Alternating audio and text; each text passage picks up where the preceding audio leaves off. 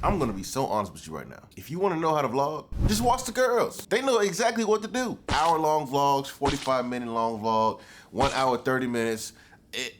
I'm not gonna lie. When I first wanted to pivot into vlogs and talking head videos, I had to watch a lot of them. I'm gonna be honest with you. Because I don't know how you get in an hour long worth of footage. I mean, even now to this day, it's still hard for me. So that's my first piece of advice. If you wanna know, watch them. Because clearly they know what they're doing. It's just too goddamn long for me. But besides that, I think the very first step you need to do is get the right equipment. You wanna get equipment that is fast and efficient for you. That is literally the first step, because if you're walking around with a big thick camera, you're not gonna wanna carry that around all day. You're not gonna wanna vlog with that all day because the setup is just too big. You need something fast, agile, quick, and efficient. You wanna be able to be somewhere and boop, you can record. But if you gotta set everything up, set the tripod up and all this, if it's not fast and efficient, you're not gonna vlog, especially when you're first getting started. And now you might ask, why? Because it takes too much work from when you're feeling motivated to vlog to actually vlogging. That gap is too long, it's too much. Slow it down and make it fast. You should be able to be somewhere and vlog within, I wanna say 30 seconds. But if every time you're trying to vlog, you're thinking about, man, I gotta set this up, I gotta set the lighting up here, there, whatever, you're not gonna do it. It's just too hard. So the first step is making it as easy as possible. For me, I made it as easy as possible. I currently have the Sony a7 IV and the 11mm lens. And I also recently got the Sony mic as well, just so that it is compact and light. And I also took off that big case that I used to have, because with me, when I used to walk around with that big, small, rich cage, it just made my camera feel more bigger and it made it heavier. But now, it's fast and efficient. I also got this tripod, which makes it a lot easier for me to record, because all I gotta do is this. And put it down and I'm ready to record. That level of simplicity makes me more motivated to vlog because, look, it's easy. I can do this, I can literally do this all day. And when my setup is not that big to where I'm feeling overwhelmed to vlog, it's literally easy. My problem now is, how do I have enough footage to make my vlogs longer? Or maybe that's just God's way of telling me them hour-long vlogs is not for me. Because I'm kind of 50-50 with it. So figure out which one you like to do, figure out your style that you want to go with, and go with that. But I'll tell you this, if it's not easy, you're not gonna do it. Also, I highly recommend doing what you feel comfortable. Just because you see somebody else waking up early in the morning at 5 a.m., recording themselves getting out of bed, and doing all this stuff, that doesn't mean you have to do it. That does not mean you have to do it. For me, I can't do it.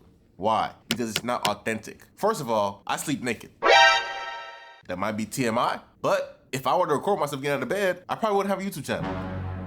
So do what feels comfortable to you. I don't do that because that's just not authentically me, but if that's something that you would like to do, try it. Also, if you're uncomfortable with talking in public, you know, you're outside, you don't want to talk in Target, you don't want to record yourself in, you know, Best Buy or at a restaurant because you just feel awkward talking in front of people, how about this? How about you just shut up? How about you just vlog yourself in that environment, or you just record yourself in that environment and then later either add music or do a voiceover? I mean, it don't really gotta be that hard. You're making it more difficult than what it needs to be. If you're feeling nervous about talking in public, that's fine. It's a very normal feeling to feel, but how about you just limit the amount you have to do? So instead of going to a restaurant and trying to talk about the restaurant in front of 10 people because you're nervous, how about you just record yourself? And then on the back end, you do either a silent vlog, or you put some music over it, or you do a voiceover. And then as you do that more and more times, you'll feel more comfortable doing it. But you wanna start off recording in front of 15 people and it makes you feel nervous, you're not gonna do it because that nerve is gonna get to you. Start small with a small goal. Maybe record yourself, record it on the back end, and then if you like it, do it some more. And then as you do more, you'll start learning to talk in public, you'll start liking it more, and you'll start to be less and less nervous. That's what I had to do. Also, another thing, this is gonna come more towards, you know, that back end editing part. When you're recording your footage, make sure you are actually recording in your proxy files.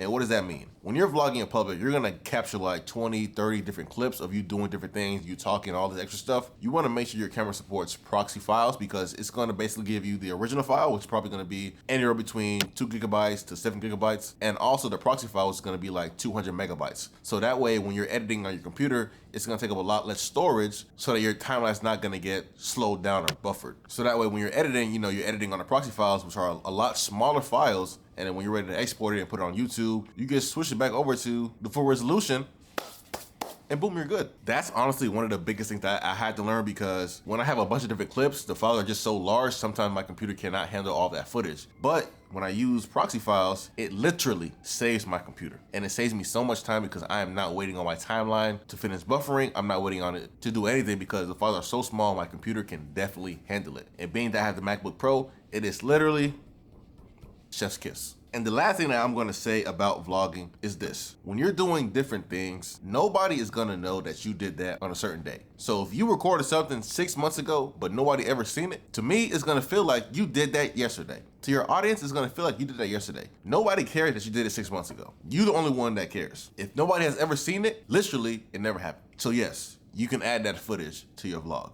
With that being said, I'm currently in Chicago, so I'm gonna do a little vlogging myself. I'll see you in the next one. Peace.